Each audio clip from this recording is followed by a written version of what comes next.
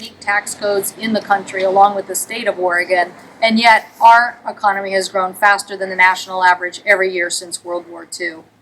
So there's something to be said for the efficiency of the Washington tax code, and that is why we're so worried that now there are those in Congress who want to take away these state and local deductions from our citizens and literally give a tax break to millionaires and actually impact local homeowners like these right here in this community, and would mean a raising of taxes on local families. Repealing the important deduction of our state and local taxes would impact more than 1.1 million Washingtonians.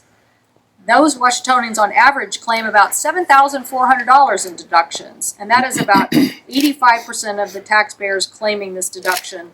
They are less than $200,000 of income. So the notion that somehow people who claim these deductions are people who are very well off is not true. As I said, 85% of them are below that $200,000 of income. The sales deduction alone helps put an average about $600 back into the pockets of Washington families each year, and so we want to make sure that it is not repealed. It could mean the difference between somebody purchasing a car or making an investment in education, groceries, or other kinds of supplies. Many families itemize and take advantage of our state and local tax deduction, our mortgage interest deductions, our charitable contributions, and a number of deductions and other exemptions. Families across King County and the state of Washington would not be better off by just doubling the standard deduction.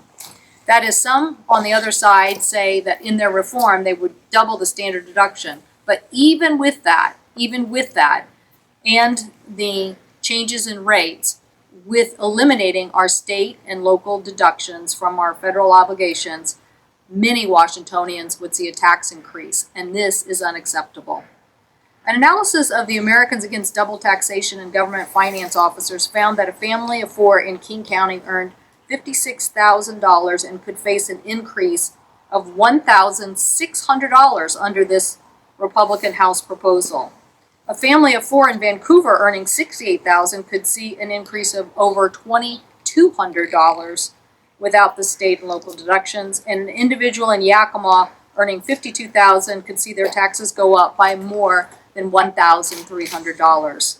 So eliminating this tax deduction would be a tax increase on Washingtonians, and we can't stand for it. Washington State's tax code, as I said, is unique, and it drives efficiencies in our economy.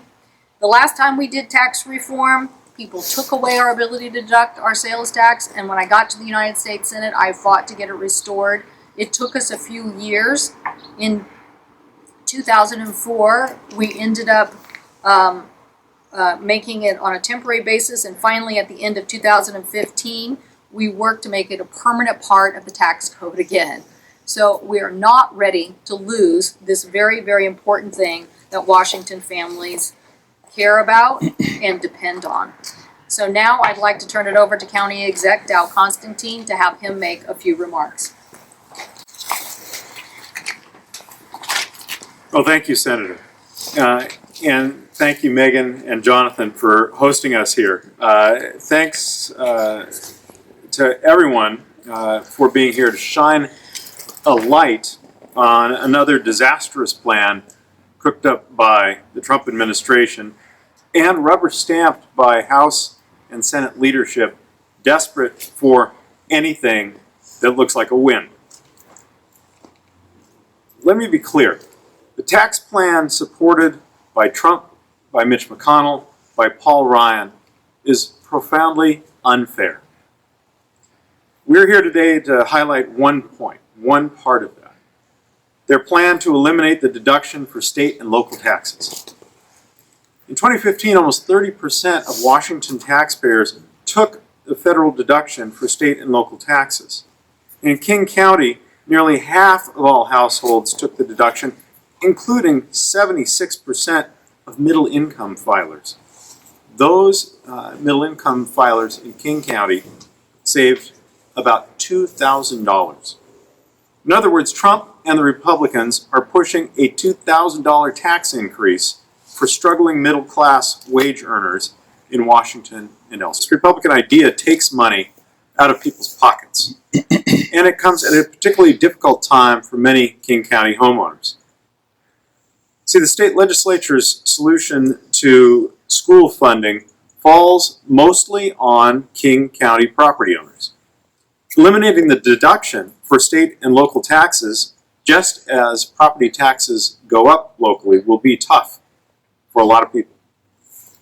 What's more, this elimination would place additional pressure on local governments to cut important local services. Services that over 2 million King County residents rely on, including housing, roads and infrastructure, public health, mental health, substance abuse treatment, safety and emergency services, and more.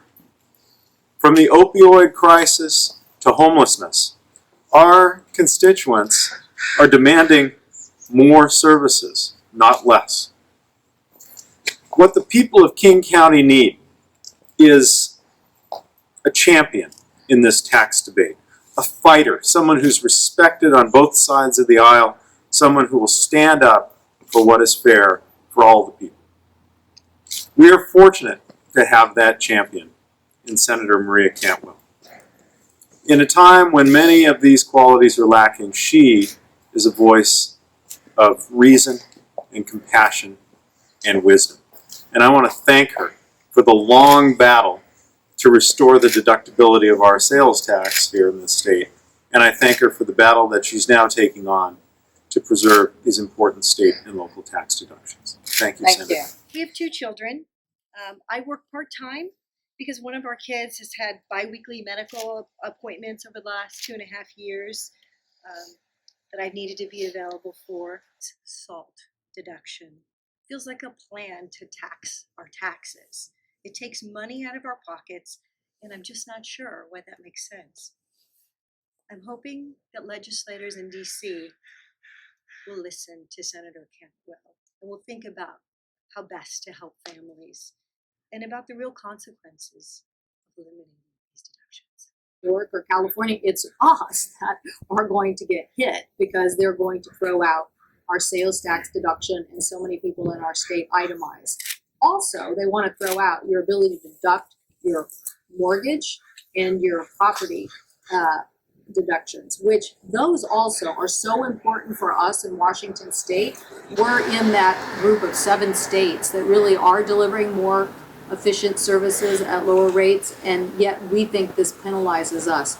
So to take a family who now, say between $50,000 and $70,000 a year, while they're proposing increasing the standard deduction, eliminating all of these other exemptions actually means that they will see a tax increase. We don't think that that's wise right now in our state. We don't think it's wise in general. We like the fact that our tax code has been more efficient and has delivered greater growth, and we think it should be kept that way.